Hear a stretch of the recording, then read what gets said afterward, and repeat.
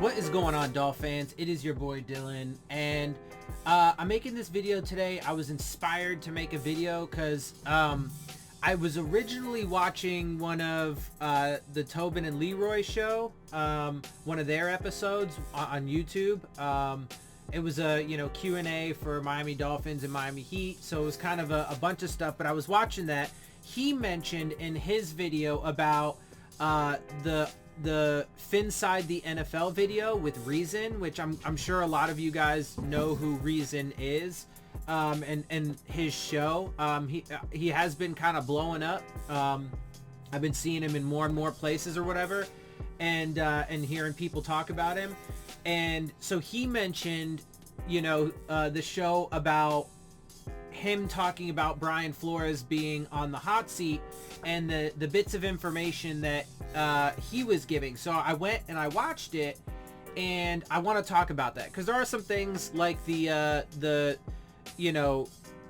interest in Justin Herbert that Brian Flores apparently has. Stuff like that, been stories that I haven't really touched on yet.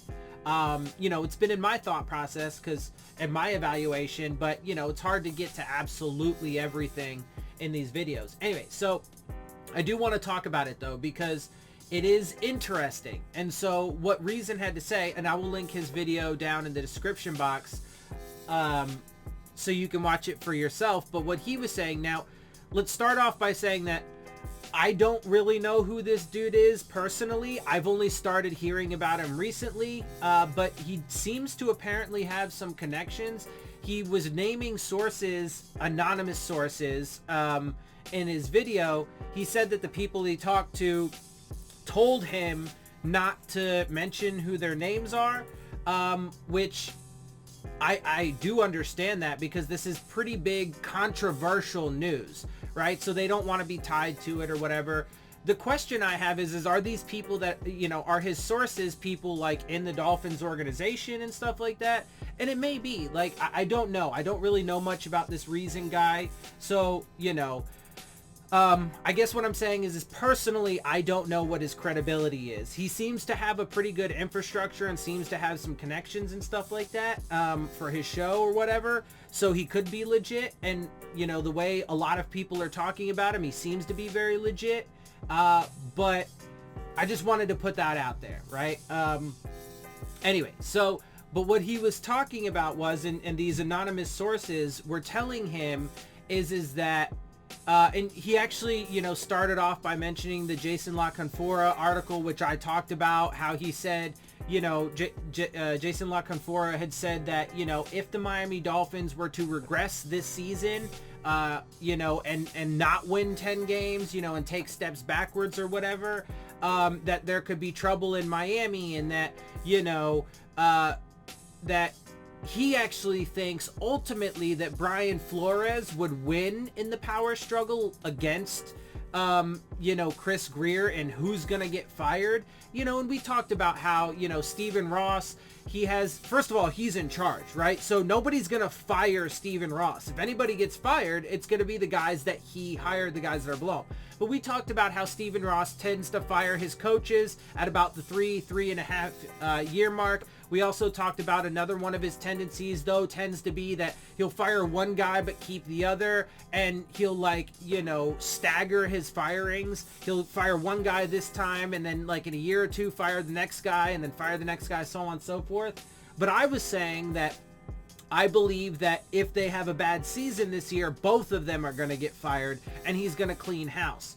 Well, so that's what Jason La Canfora said, that, if they have a down year, if they regress, he could potentially be on the hot seat, but he thinks he would win the power struggle over Chris Grier, and who ends up getting fired.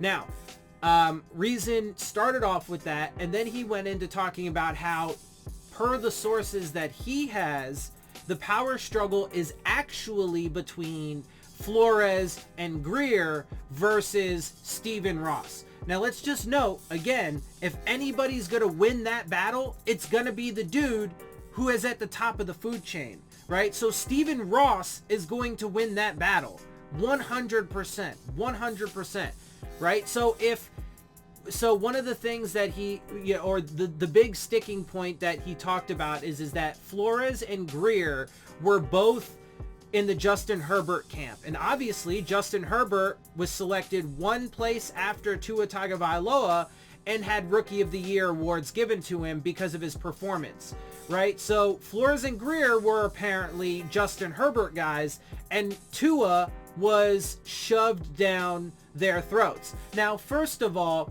I actually don't fully believe that, because Brian Flores and Chris Greer, when they came in as the powerhouse in this regime, they knew they were tanking the 2019 season, and they knew they were tanking it for Tua. So they had to have known that was going to be the ultimate case. But having said that, it very well could be true, and I absolutely believe it's true, that Stephen Ross was the one that decided it was going to be Tua. He was the one that decided that he was going to play against the Jets in garbage time, when the previous week against the 49ers, Brian Flores had said after the game he didn't see any reason to put him in garbage time. And then I guarantee, and I've been saying this for a while, that it was because of Stephen Ross. And now, but I've been saying, I didn't really have any kind of, sources to say, to really back it up with evidence. Well, I'm actually starting to have that evidence now. If this Reason Dude's sources are legitimate and they are people who actually, are in the organization or close to the organization or whatever, putting this information out there, then I'm finally going to have some legit evidence to back up what I was saying. But I was saying for a while that it was completely Stephen Ross. Now, again, just real quick, the only time in Stephen Ross's tenure as majority owner where he wasn't the one making all of the big decisions was during the Adam Gase years. That was the first time where he decided and legitimately stepped back and let Adam Gase and Chris Greer make the decisions. And they drafted phenomenally during those years. Fucking phenomenal. The problem that Stephen Ross had is he wanted a different quarterback than Ryan Tannehill, and Adam Gase was in Tannehill's corner, rightfully so.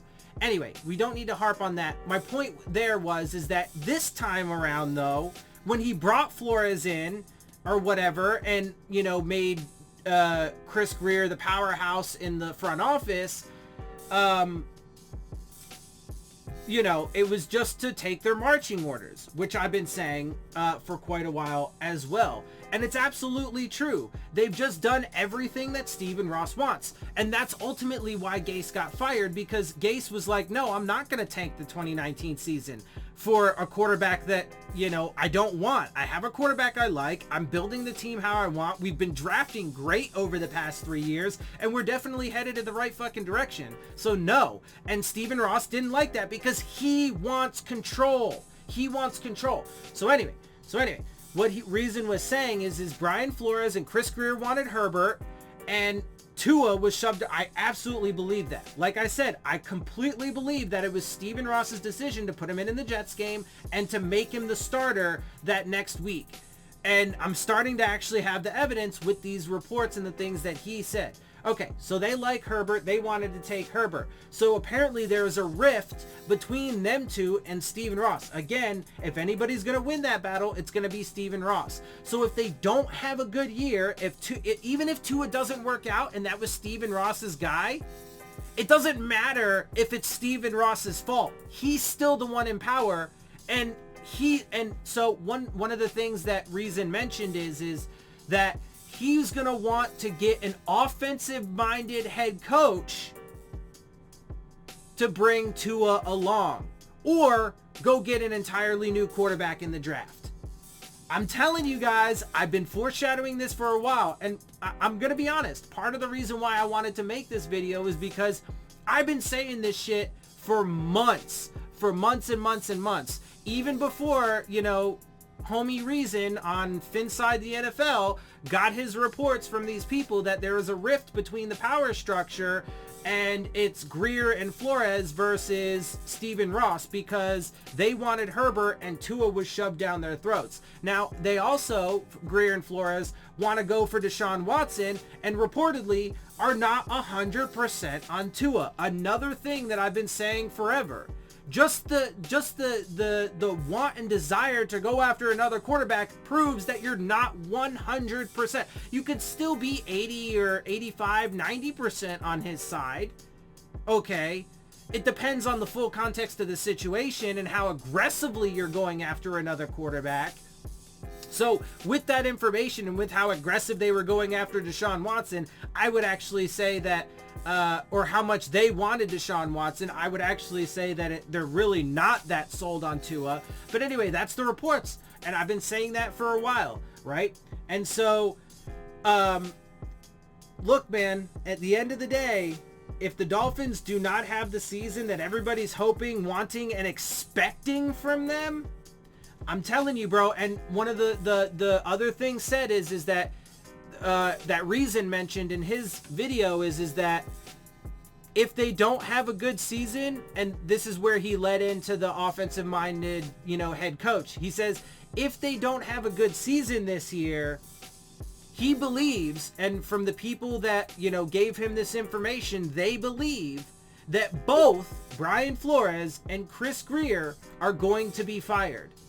And he will then want to bring in an offensive-minded head coach to either bring Tua along and develop Tua because that's Stephen Ross's guy, or if Stephen Ross decides on another quarterback from one of the upcoming drafts, then that would be the route they go. But he wants that offensive-minded head coach to be able to bring him along. I'm telling you, bro, I've been saying this shit for months, and people want to hate on me just because I'm raw about it, just because I give y'all the truth, and because I'm capable of seeing things in advance. And because I tell people that, certain things are stupid. Believing in certain things are stupid. Like, for example, believing that Brian Flores and Chris Grier are 100% on the Tua train is stupid. There is clear evidence that is not accurate. That is not accurate, right? Many, many other things along the way that we've talked about, right? Having the philosophy, believing anything other than Stephen Ross is 100% calling the shots, and that Brian Flores and Chris Grier are literally just doing whatever he says, whether they like it or not, because he pays their checks, right? He writes their checks. They make millions of dollars because of the billionaire that runs the organization. Okay, so I've been telling you all this for months, but I'm the hater because, blah, blah, because I'm raw about it, because I curse in my videos, because I point out things that are stupid and people can't handle that, right? So anyway, I just find it funny. And, look, again, and I'll say this, right? Like, I don't want the world to be negative. I don't want the situation that my Dolphins are in to be negative. But it is. It's the reality. And again, I mean, if it hurts people's feelings, sorry. Maybe you should fucking, get about your feelings a little bit and just be based in fucking reality and not take offense to truth. Okay? But, it's anyway. So, look. If things go wrong, I'm telling you, at the end of this season, Brian Flores and Chris Grier will both be fired because Stephen Ross is in control. They're doing exactly what he fucking tells them to do. Okay? And he's getting older and more desperate. And he's never proven to be able to make proper and correct football decisions. I am telling you, if the Dolphins regress, even if it's only an 8-9 season or a 9-8 season, right? Even if they barely lose less games, right? So, right now, I predict that they're going to go 6-10. I put it out there that there's a possibility, especially if they trade Xavier Howard. I believe when they trade Xavier Howard, that there's a huge possibility that they could even completely collapse and win less games than that. But even if they win 8 or 9 games, I'm telling you, because it's not going to meet the lofty expectations that not only the entire fan base has, or the majority of the fan base, but Stephen Ross has for this team in year 3. Now, again, going back to when he had his first press conference after firing Adam Gase, he said, I hope it doesn't take 1 or 2 or 3 years.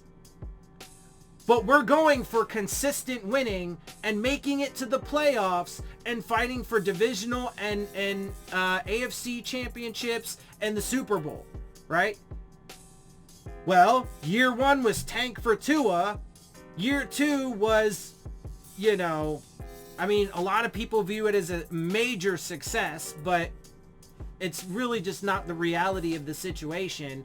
And I'm telling you, man, when this team collapses this year, they will both be gone. All right, I've said it a million times. This is a little bit of a, you know, look at this evidence, you know, that I've been saying for months and months and months. Because, yeah, I want it to be on the record. I saw this shit coming ahead of time. I told you guys, and it's not because I'm being a hater. It's because I'm trying to prevent people from the massive, massive heartbreak and disappointment that is coming to you. And you know, I want people to be able to see the fucking, the clear and unbiased, unfiltered truth, so that way it's 100% pure. I mean, but at the same time, I've also come to the conclusion that, you know, people can't be convinced. They're just gonna have to find out the hard way, because I mean, that's the MO for human beings. They never learn from shit, and that's why the human race is destined for mass extinction, because we never learn from anything, and all we do is destroy, destroy, destroy. So it is what it is.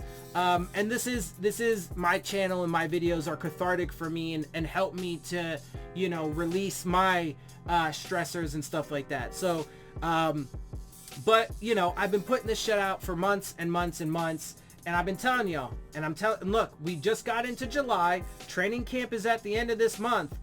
You know, I believe that the Xavier Howard thing is going to come to a head prior to training camp. I think he's going to request a trade. I think the Dolphins are going to do it. I don't think they're going to get what they should get back for him. In other words, I think that they're going to get, you know, taken advantage of yet again. And then the Dolphin season is going to collapse in front of everybody's eyes. They're not going to win 10 plus games. They're not going to go to the fucking playoffs. And then Brian Flores and Chris Grier are going to get fired. And look, when I say that, again, just to be completely clear, it's not because I want that to happen. And it's not because I'm a hater, bro. I want to be proven wrong so desperately. But the fact pattern does not prove that, right? It does not show that. It does not project that. None of it. So, you know, I'm just keeping it real with people, and people can't handle it. Anyway, they can't handle the truth because it busts their own, you know, personal fantasies, and they can't handle my raw approach to it. So it is what it is. I'll get proven correct, as I usually do, because people don't ever want to fucking listen. So it is what it is. Anyway, I'm going to get out of here. I hope some people out there do appreciate my perspective, and if you do, hit the subscribe button, hit the like button, hit the bell if you want to get the alerts, share my channel and videos with your friends and family, leave your questions, comments, and concerns down in the comment section, and of course, as always, follow me on Twitter at Dillon Tartaro, and with that, I am out. I'll see y'all soon. Fins up.